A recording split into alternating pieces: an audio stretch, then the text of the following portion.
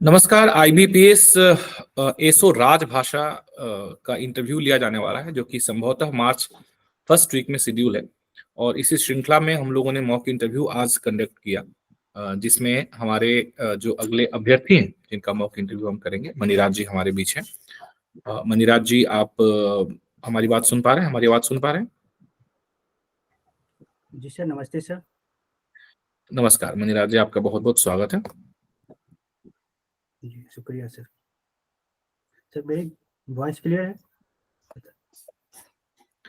हाँ, आपकी voice clear है। Thank you sir.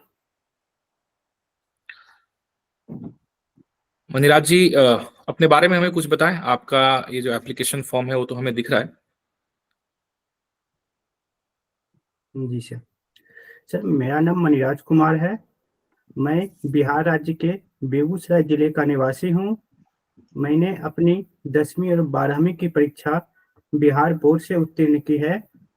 तत्पश्चात वर्ष 2019 में मैंने इग्नू से बीए मेजर इन हिंदी किया हूँ, जिसमें मेरा विषय हिंदी, अनुवाद, अंग्रेजी व अन्य विषय थे। इसके बाद मैंने वर्ष 2021 में इग्नू से एमए इन हिंदी किया हूँ।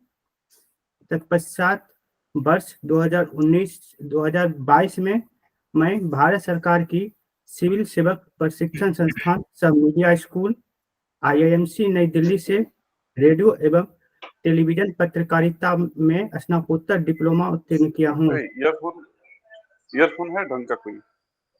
इसके पश्चात वर्ष 2023 में मैं इग्नू से ही अनुवाद में स्नातकोत्तर डिप्लोमा किया हूँ।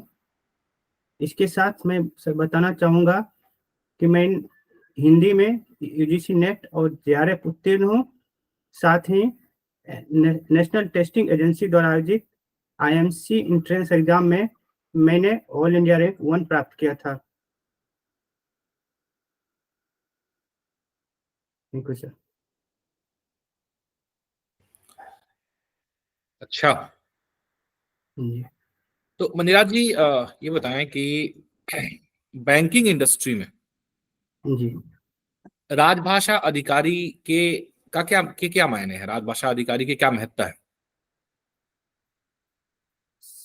सर, अगर मैं क्वेश्चन को मैं थोड़ा और इलेबोरेट कर दूं, तो ये कि आपके पास जो इतनी बहुत ही डेकोरेटेड सारे आपने डिग्रीज वगैरह ले रखे हैं, तो ये जितने भी डिग्रीज आपके हैं, जो भी आपने अपनी एजुकेशन कर रखी है, उसको आप एक राजभाषा अधिकारी के तौर में उसको किस प्रकार से आप बैंक में यूटिलाइज कर पाएंगे, और बैंक में इसका क्या योगदान रहेगा?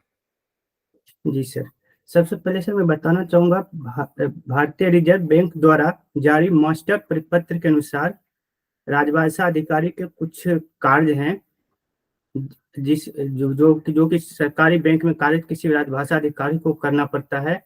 उसमें सबसे पहला है अनुवाद कार्य, जिसमें कि राजभाषा अधिनियम 1963 के धारा 3 में उल्लिखित दस्तावेजों और राजभाषा नियम 11 में उल्लिखित दस्तावेजों का सरल स्पष्ट अनुवाद करना होता है।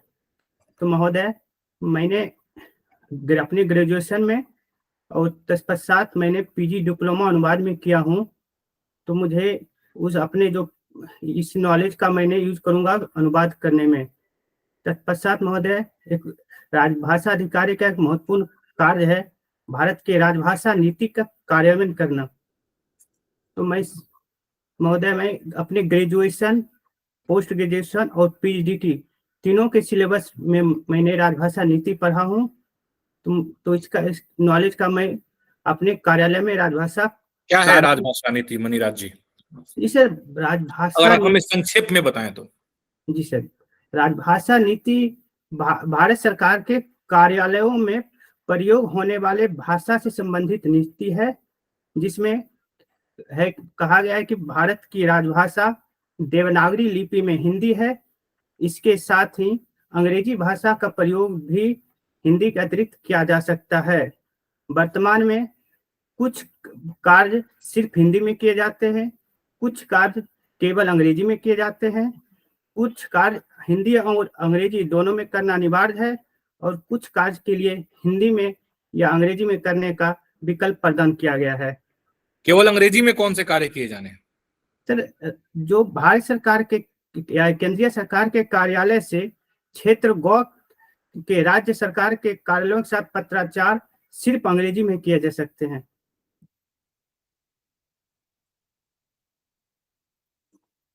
अच्छा, जी। अनुच्छेद 348 बताएंगे आप? सर, अनुच्छेद 348 उच्चतम न्यायालय उच्च न्यायालयों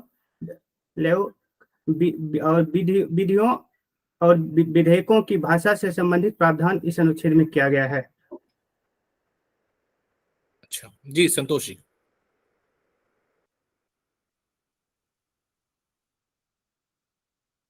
आप अपने आप को अनम्यूट जी, करें। मनिराज जी, जी सर। स्वागत है आपका। जी सर, शुक्रिया सर।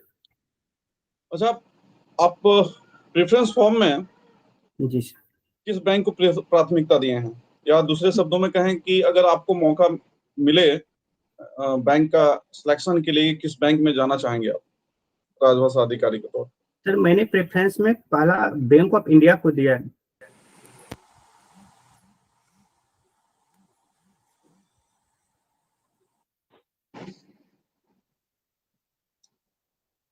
तो बैंक ऑफ इंडिया के बारे में कुछ बताएंगे आप? बैंक ऑफ इंडिया की स्थापना कब हुई, उनके अभी वर्तमान में एमडी सीईओ कौन है, बैंक ऑफ इंडिया का टैगलाइन क्या है, वगैरह वगैरह। माफी चाहता हूँ सर, अभी मुझे जानकारी नहीं है, मैं पढ़ने की कोशिश करूंगा। अच्छा, सीएलआर के बारे में बताइए। सीएलआर क्या होता है? एसएलआर क्या होता है? सर, इसका फुल फॉर्म होता है स्टैट्यूटरी लिक्विडिटी रिजर्व। ये एक वैधानिक प्रतिबद्धता है जो सभी बैंकों को पालन करना पड़ता है। इसके अनुसार भारतीय रिजर्व बैंक कुछ सीमा तय करते हैं। उस सीमा के अनुसार उनके सभी बैंक अपने एनडीटीएल का कुछ खास परसेंट या तो आरबीआई द्वारा प्रमाणित किसी बॉन्ड या गोल्ड में उनको इन्वेस्ट करना पड़ता है। अच्छा, तो अभी वर्तमान में वो रेट क्या है, वो सीमा जो बता रहे हैं, वो सीमा क्या है? सर, मैं अनुमान एग्जैक्ट नहीं पता, 20% के आसपास चल रहा है, अनुमान से लगा रहा हूँ मैं। 18%। ओके, शुक्रिया सर। बैंक ऑफ इंडिया के सीएमडी कौन है? सर, एमडी एंड मुझे सीईओ जानकारी नहीं है सर। आईबीए के बारे में पता है? आईबीए क्या है? सर, इसका इंडियन बैंक एसोसिएशन, ये सिर्फ भारत के सभी बैंकों का एक संगठन है। इसके चेयरमैन कौन है अभी? सॉरी सर, मुझे जानकारी नहीं।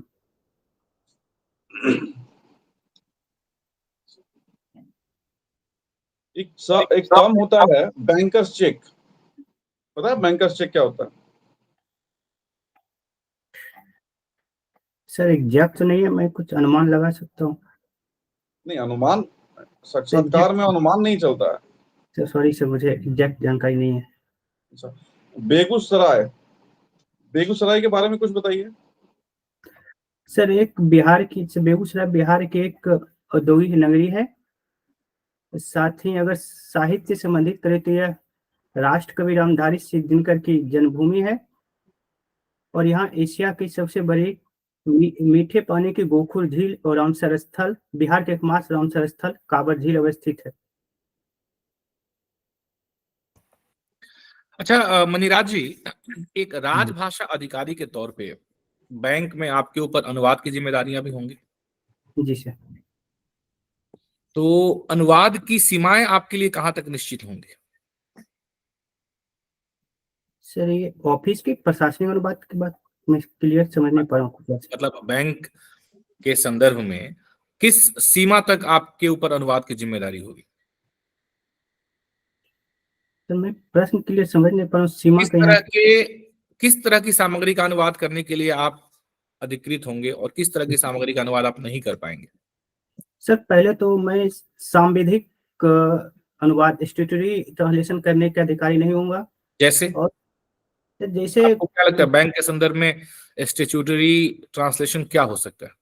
सर उसका तो जैसे बैंक का रेगुलेशन, अगर उसका रूल को बैंक द्वारा बनाया जाता राजभाषा नियम 11 को यदि आपको अनुपालन करवाना है तो कैसे करवाएंगे बैंक? है। सर राजभाषा तो उसमें जो दस्तावेज हैं उनका हमको निरीक्षण करना पड़ता है। साथ ही जो अगर जो स्टाफ की कमी हो तो उन्हें प्रशिक्षण दिलवाया जाएगा। अगर पहले तो हिंदी शिक्षण योजना या हिंदी प्रशिक्षण संस्थान के विभिन्न हिंदी शिक्षण पाठ्यक्रम में उनको उनका नामांकन करवाया जाएगा या उन्हें ऐसा परसुएट किया जाएगा ताकि वो केंद्रीय अनुवाद ब्यूरो द्वारा आयोजित विभिन्न अनुवाद प्रशिक्षण पाठ्यक्रम में वो शामिल हो। इसके लिए मैं अपने कार्यालय प्रमुख से बात करूंगा ताकि जो भी योग्य है जिन्होंने स्नातक स्तर तक हिंदी और अंग्रेजी का ज्ञान हो वो अनुवाद प्रशिक्षण ले सके।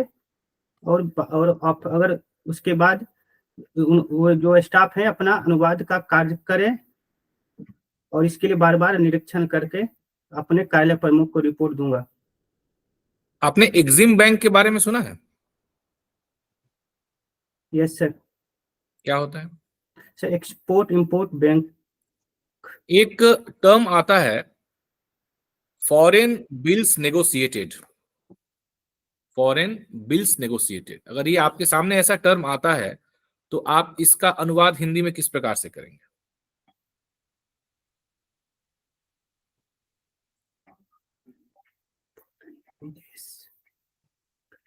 सर विदेशी बिल समझौता। अच्छा ठीक है, एक मेरी तरफ से आखिरी प्रश्न मणिराज जी, क्या आपको ऐसा लगता है, यह संभावित लगता है कि आने वाले समय में, आने वाले भविष्य में बैंक के राजभाषा अधिकारियों के प्रयास से जो बैंकों के कार्य हैं वो समस्त कार्य 100% राजभाषा में होने लग जाएंगे, राजभाषा हिंदी में होने लग जाएंगे? जी सर उम्मीद तो बहुत है और होना भी चाहिए, संवैधानिक दायित्व भी है। किस आधार पे यह उम्मीद कर रहे हैं आप? सर अभी वर्तमान में लगभग हर कार्य हिंदी में हो गए हैं। अब जो हमारे बैंकिंग शब्दावली है वो तैयार हो गए हैं और भारत सरकार ने 2025 तक सभी भारत सरकार कर्मचारियों को हिंदी प्रशिक्षण का लक्ष्य रखा है। तो जो कि उम्मीद पूरे होने की उम्मीद है। तो सभी आपका कर्मचारी और अधिकारी को हिंदी का कार्यसाधक ज्ञान प्राप्त हो जाएगा 25 तक, अगर ये लक्ष्य पूरा होता है तो। उसके बाद ऐसा उम्मीद किया जा सकता है कि संभावना है कि सभी कार्य हिंदी में शुरू हो जाए। अगर आपको राजभाषा अधिकारी के तौर पे हिंदी के अतिरिक्त और भी काम करने को दिए जाएं तो कैसे आप अपने दायित्व को पूरा कर पाएंगे? सर वैसे राजभाषा अधिकारी के जो राजभाषा विभाग के ज्ञापन के अनुसार राजभाषा अधिकारी को अन्य कार्य देने से रोका गया है। तो आप करने के लिए इच्छुक नहीं रहेंगे? नहीं सर, अगर हमें वैधानिक रूप से वो जिम्मेदारी दी जाएगी तो जरूर करूंगा, मगर उसके लिए फिर राजभाषा विभाग को अनुमति देनी पड़ेगी, बैंक को कर्मचारी को अन्य कार्य सौंपे।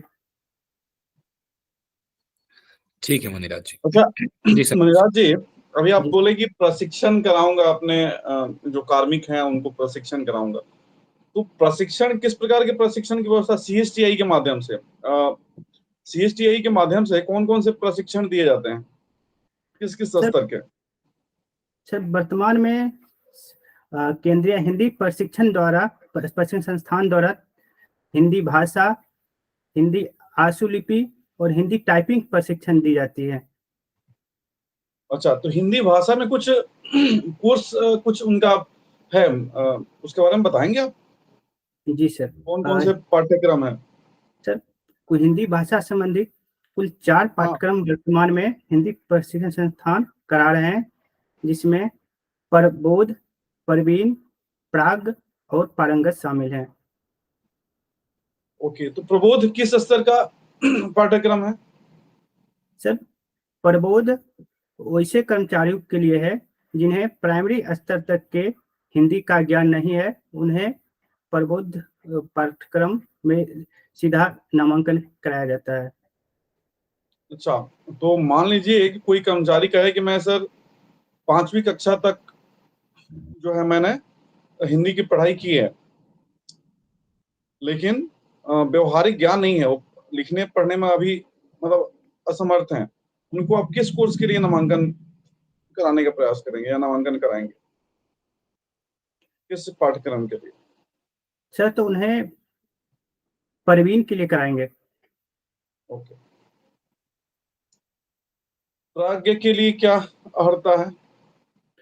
सर प्राज्ञ के लिए जिन्होंने 10वीं तक के जिन्हें ज्ञान नहीं है हिंदी का, वो सीधा प्राज्ञ में नामांकन कर सकते हैं। साथ ही जिन स्टाफों को टिप्पणी करना या नोटिंग करने की जिम्मेदारी है, उन्हें भी सीधा प्राज्ञ का नामांकन कराया जा सकता है प्राज्ञ पाठ्यक्रम में। अच्छा, एक आपके बैंक में जो सब स्टाफ है उसके लिए अंतिम पाठ्यक्रम क्या है? सर मैं सब स्टाफ समझाने कुछ उदाहरण दे बता सकते हैं? सब स्टाफ होते हैं जो ग्रुप डी पहले कहा जाता था, जैसे कि चपरासी जो प्यून पद के होते थे उनको सब स्टाफ कहा जाता है। जी सर, तो उनके लिए प्रबोध पाठ्यक्रम पर्याप्त है सर। ठीक है, धन्यवाद मणिराज जी। शुक्रिया सर। ठीक है मणिराज जी, आप जा सकते हैं। आप अपना वीडियो ऑफ कर लें एक बार, फिर ऑन कर लें ताकि हम फीडबैक कर लें। जी सर। पहले तो आप अपना अनुभव बताइए, कैसा रहा अनुभव आपका मॉक इंटरव्यू का? मेरा तो सही रहा, बस बैंकिंग संबंधित कुछ पढ़े नहीं है तो अभी फैक्चुअल जानकारी मुझे पता नहीं है, लेकिन आगे पढ़ूंगा। जी संतोष जी। जी मणिराज जी, आप ठीक है, काफी हद तक आप मतलब कॉन्फिडेंट थे, जो भी प्रश्नों का उत्तर दे रहे थे आप कॉन्फिडेंट थे, लेकिन उस कॉन्फिडेंस को थोड़ा सा और मतलब अगर जानकारी है किसी विषय पे तो आप उसको और बेहतर तरीके से प्रेजेंट कर सकते हैं, मतलब प्रेजेंटेशन को थोड़ा सा और बेहतर करने की आवश्यकता है। राजभाषा नियम और राजभाषा नीति संबंधित बहुत सारी जानकारी है और आप लोगों के पास मेरे ख्याल से शायद ही फ्रेशर्स ऐसे होंगे आपके कंप्लीटर्स अदर देन अक्स फाउंडेशन जिनके पास इतनी सारी जानकारी हो। तो आप उसको थोड़ा सा ना, आप जो उत्तर दे रहे हैं उस समय आप के शब्दों से झलकना चाहिए, उस शब्दों से पता होना चाहिए कि हाँ आपके पास राजभाषा नियम और अधिनियम से संबंधित जानकारी है। जैसे पहले अभी आप उत्तर दे रहे थे कि मैं राजभाषा नियम में उल्लिखित अपना धारा 3(3) का अनुपालन कराऊंगा। देखिए, अगर आप राजभाषा अधिकारी हैं, राजभाषा अधिकारी के पद पर बैठे हैं, तो आपके पास सिंपल सा अब ये राजभाषा नियम 1963 और सॉरी अधिनियम 1963 और नियम 1976 कहने के बजाय आप सीधे सीधे बोल सकते हैं कि राजभाषा जो इम्प्लीमेंटेशन पॉलिसी है, कार्यान्वयन नीति है, उसका अनुपालन कराना, ये आपकी राजभाषा की जिम्मेदारी है। अब जब उसमें पूछा जाएगा कि क्या क्या जिम्मेदारियां हैं राजभाषा नीति में, क्या है, जैसे कि अभिषेक जी ने आपसे प्रश्न किया था, तब फिर आप उसको बाइफरकेट कीजिए। शुरू में आप एज ए राजभाषा अधिकारी आप केवल धारा 3(3) के लिए या नियम 11 के लिए या नियम 12 के लिए नहीं है, आप पूरे राजभाषा कार्यान्वयन के लिए है। राजभाषा नीतियों के कार्यान्वयन से संबंधित जिम्मेदारी है आपके पास है। तो आप उत्तर को फ्रेम करने के लिए थोड़ा सा आप उस पे काम कीजिए कि हम जो भी आपके पास जानकारी या फैक्चुअल इंफॉर्मेशन है या फिर जो भी उत्तर दे रहे हैं उसको आप कैसे फ्रेम करें, उस पे थोड़ा सा आप काम कीजिए। Thank you sir. जी मणिराज जी, अच्छा था, कॉन्फिडेंस भी आपका काफी अच्छा था। थोड़ा सा मेरे पास में अचानक से बिजली चली गई जिसकी वजह से मेरा वाईफाई चला गया, पर कोई प्रॉब्लम नहीं है। कॉन्फिडेंस आपका अच्छा था संतोष जी। अगर मैं इस पूरे 100 मार्क्स के इंटरव्यू को 100 मार्क्स के इंटरव्यू को यदि मैं 20-20 नंबर में इस तरीके से बांट दूं, कॉन्फिडेंस के लिए 20 मार्क्स, कंटेंट के लिए 20 मार्क्स, क्लैरिटी के लिए 20 मार्क्स और पर्सनल अटायर जो भी एक पर्सनल प्रेजेंटेशन है उसके लिए 20 मार्क्स, तो इस हिसाब से कॉन्फिडेंस में आउट ऑफ 20 हम, मुझे लगता है कि मणिराज जी को 10 से 12 मार्क्स अवार्ड कर सकते हैं। आराम से। कंटेंट में भी इनको हम 20 में से 10 से 12 मार्क्स अवार्ड कर सकते हैं। क्लैरिटी मुझे थोड़ी कम लगी, है ना, और आपका प्रेजेंटेशन भी अच्छा है, आपका पर्सनल अटायर भी अच्छा है, तो कुल मिला के मुझे लग रहा है ऐसा कि आप जो है 55 से 60 मार्क्स के बीच में आपको इस मॉक इंटरव्यू के लिए मिलना चाहिए।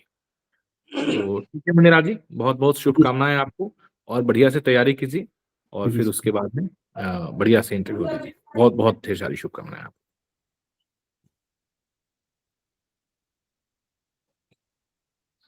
संतोष जी, मनिरा जी आप लीव कर सकते हैं।